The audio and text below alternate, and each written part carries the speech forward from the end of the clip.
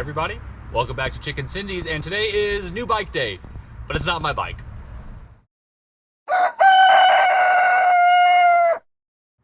So this will be a little easier for me to get a lot of stuff checked out because I have a bike stand.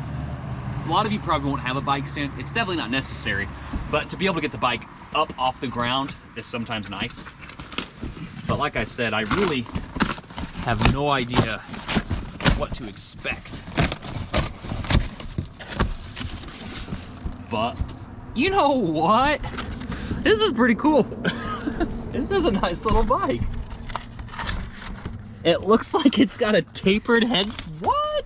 Get out of here. Look at this. Here, get up. Okay, yeah, get up. I got my beautiful wife recording this for me. This looks like a tapered head tube. That is hysterical. So up here will be 1 1/8 inch, but down here will be 1 1/2. I really doubt the fork is actually tapered. That's stinking funny. Wow, that's so cool. It's got rear disc, front disc. It's got bolt-on wheels, which this isn't bad. Some people will actually switch this to a quick release. I'm assuming the back is probably as well a bolt-on. Yeah, which I mean, for a beginner bike. Whoa! Okay, I'm gonna steal the camera. Okay. Check this. Thank you, dear. I just wanted her to get that little bit for me. This is a 1x. So it's a 1x 1, 2, 3, 4, 5, 6, 7, 1x7 setup. I doubt there's a clutch. No, which is fine. I don't think they're gonna be going on any crazy trails. This bike is sharp. Okay, so let's start tearing it apart and see what we got to do to actually build it all together. Here are the tools that I used for this build. So I have a pair of decent wire cutters. I have a 5mm Allen key, a 6mm Allen key, 4mm Allen key, set of just nice pliers, a ratchet with a 16mm head, and that's going to be for the wheel bolts. And then I use this for the other side, so just a pipe wrench basically for the other side of that. Some wire cutters. I use those to remove all the zip ties. Just a Phillips head screwdriver, a pedal wrench or pedal spanner, and that's just to get the pedals on. And then I highly recommend you invest in just some grease for the threads of the pedal and then the seat post. But you'll use this a lot more than you think, and that's going to save you a lot of heartache in the future. I did not see any tools in this, so something to keep in mind if you bought this bike from Walmart, and I'm guessing all Huffies and those kinds of bikes from Walmart will not come with tools. So to start with, you're going to need some wire cutters. So tons and tons of zip ties. Some would say all the zip ties in the world. Since this is not my bike, I will leave this kickstand on, so it comes with a kickstand. I do not use kickstands. A lot of mountain bikers don't use kickstands. They just kind of get in the way. So this wheel is going to release and fall. Like so. Pedals are on the wheels right here. Very cheap, generic pedals to be expected. Any bike that you buy comes with cheap, generic pedals, or no pedals at all. You can buy a $5,000 bike and it'll come with literally the cheapest pedals in the world. That's just how it goes. Handlebars.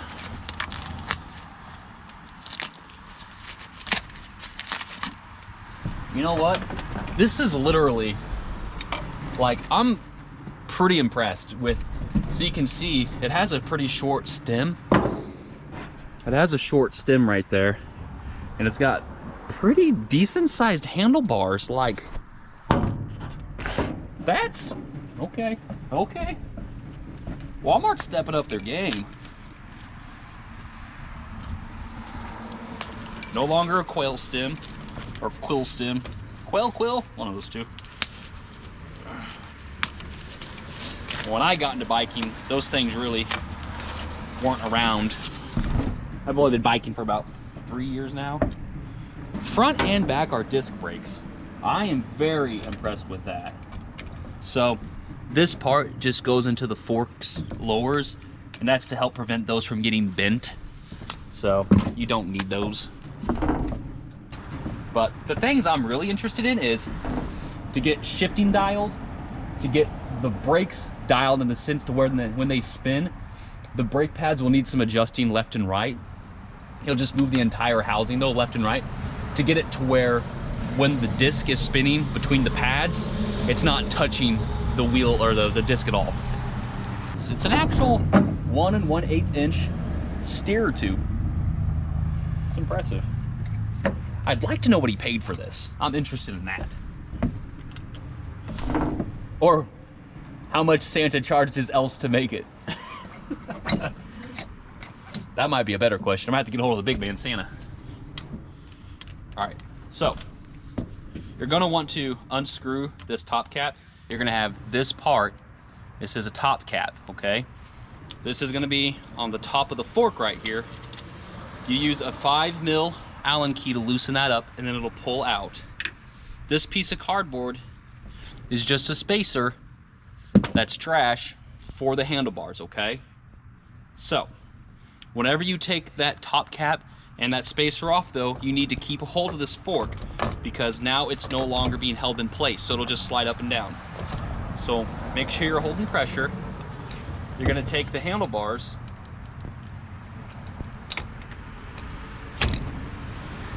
and put them on, and then you'll take your top cap and snug it down. Don't make this very tight, just kind of, and the point of that is to keep that whole assembly together. You're going to tighten these outside stem bolts on this bike. This one is specifically a 6mm Allen key on this side, and then a 6 on this side. All you have to do is get it centered as best as you can, and you can fix this a little bit better whenever you get the bike on the ground. And then you'll tighten these two, and that'll keep the handlebars from moving independently of the forks. Also, while I'm talking about that, there is a upsweep in these handlebars. You want the upsweep up. So you'll want these handlebars this way. So now what we're gonna do is get these kind of cable managed because I don't like where they're at. Oh, okay. Your stem bolts are a 4mm. All this is gonna do is make it to where your handlebars come off like this. And like I said, those 4 bolts, and then you'll get this. And there are washers on your bolt as well, so watch out for that. This is what we're shooting for. I'll get a better picture of it in a second, but you want these cables to be going under the handlebars. So these two under the handlebars. And then typically this one is in the front, but with where the holder is, it kind of has it rubbing a little bit right here. So it might make more sense to let it sit back here a bit, but I'll take a closer look at that here in a minute. But yeah, you want these cables under the handlebars. And now you just screw these back in. Something to keep in mind while you're tightening these bolts, keep the space up here and down here the same space to the best of your ability. People with a new bike or who are new to bikes that are putting them together don't realize that you need to try to keep those around the same space. You can break these, you can strip them, you can do all kinds of things if you're not careful. So be careful with your bolts and don't just hammer them down as tight as you can. It's a big no-no. All right, so now I'm gonna flip the bike around because I wanna get to the drivetrain so we can check that out. As you can see, this is all the drivetrain. So as you pedal it, the wheel will go. But I don't know if you can hear that, but that is rubbing really bad on that disc. So we'll need to fix that in a second, which it's an easy fix, so. And then I wanna make sure that this shifts the way it should.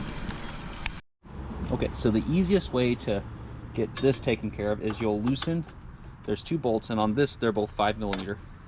But you'll loosen these 2 bolts. You don't wanna loosen them a bunch, just enough to where this can move back and forth. What I will typically do is hold the brake now hard, as hard as I can. So pull it down pretty hard, and then I will snug these bolts up. I'll let go, and it's still rubbing pretty rough. So on the inside of this, since this is a cable actuated, there's another bolt. Turn it out a little bit, and it'll free up the space. Perfect. On the back, so I'll get a little bit closer, but you're gonna undo those bolts, hold onto the brake real hard, and now you can see it's even just spinning by itself. But then on this side, there's that little bolt on the brake caliper. Turn it counterclockwise, just a few turns, and it's gonna make enough space for the wheel to free spin now. So as the wheel goes, sorry I moved the camera kind of quick, it'll spin by its own with no friction, but the brakes will still work. And once you get your brake back there set up to where it's no longer rubbing the disc, you can tell there's kind of a bit of play in the brake. So something you can do is you'll screw this out a little bit, and what this is doing is making the actuation shorter. So basically you'll screw that out a little bit, and then take this one on the inside and you'll tighten that one back up, and that'll keep it in place.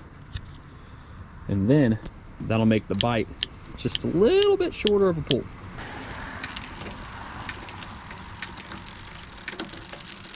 Honestly, that shifted pretty good besides the first one.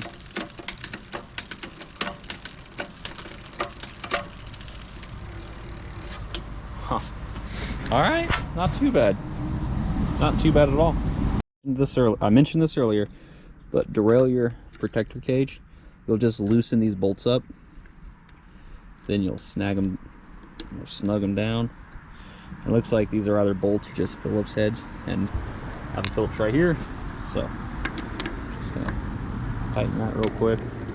And like I said, the entire point of this is to protect your derailleur. So if this bike is to fall or crash, you can see that this will protect it, and that'll protect this, because if this gets bent, all your gear shifting and everything will be out of line. To put the seat post in, I did grease the bottom of the seat post with just some Park Tool seat post grease with some Park Tool grease. This is what I have. It's just some basic Park Tool grease, but all you have to do is tighten that screw down, and it's a quick release. So once you get it tightened down, it should be a little bit forceful, but you should be able to do with your thumb to close that down, and that's all you have to do for the seat. On the front wheel, there is a brake disc, and on the other side, there is not. Loosen these bolts about to the end on both sides, and the bolt size is, what was it? Give me a second. 5/8 inch or 16 millimeters. Pretty close to that. But you're gonna put the disc brake side in with the actual brake caliper, okay? These washers will spin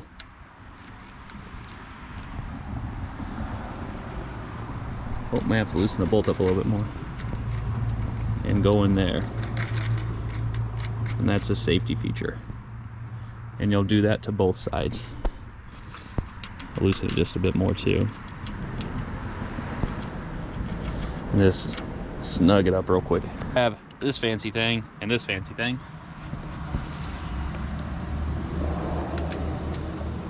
This part should be pretty self-explanatory.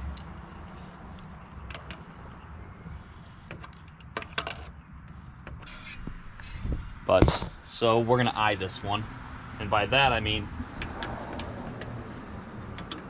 if you loosen them a little bit, you can use your eye to see the light coming in through the end of the caliper, and then just manually place it to where the wheel won't be hitting the brake. And you can already tell it's doing better than what it was. And now if you listen, there is no disc rubbing. And the brake should work. So I went to take this cable, because I said I was going to re-crimp them, and I was literally, again, able to just pull this crimp off with my hands. So That's not a good thing, because then these cables, as you can see, they're already starting to fray a little bit, even with me just pulling that off and it being a new cable, which I can twist that super easily back. But so I would highly recommend to cut these a little bit shorter and recrimp them. Nice pair of cable cutters. Literally take it. It's kind of hard to see with my hand in the way, but let's take it a little bit higher up, chop it off. These on mine have a nice crimper built in, so I can just put this in right there, put the new cable tie or cable crimp, cable end, crimp it on, and now, yeah, now it won't pull off. I would recommend you do that to the rear brake, the derailleur, cable, and then the front brake as well, because if those cable ties come undone, cable crimps, if they come undone, then the cables will start to actually fray, and you don't want that. I highly recommend putting grease on these threads. And again, just that Park Tool grease before you thread these in, and these are labeled right and left because they are side specific from the way they thread in. So one will thread in normally righty-tighty, lefty-loosey. The other side, which is the left side, will thread in lefty-tighty, righty-loosey. So keep that in mind. That is a quick how to put this bike together if you just so happen to order it from the box. It really wasn't too bad. If this is your first time putting a bike together, it might be a little longer than you expect it to be if you want to fine tune it to where the shifting is good and the braking is good. But that's just, it's not super daunting, it's really not.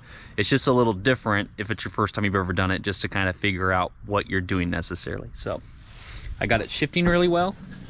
I got the pedals on, so those are good.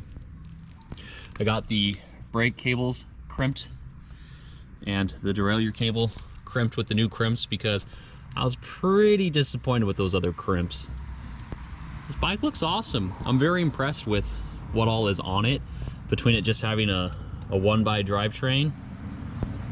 It shifts really nicely, and I think some little boy is going to be very, very excited on Christmas when he opens this bike.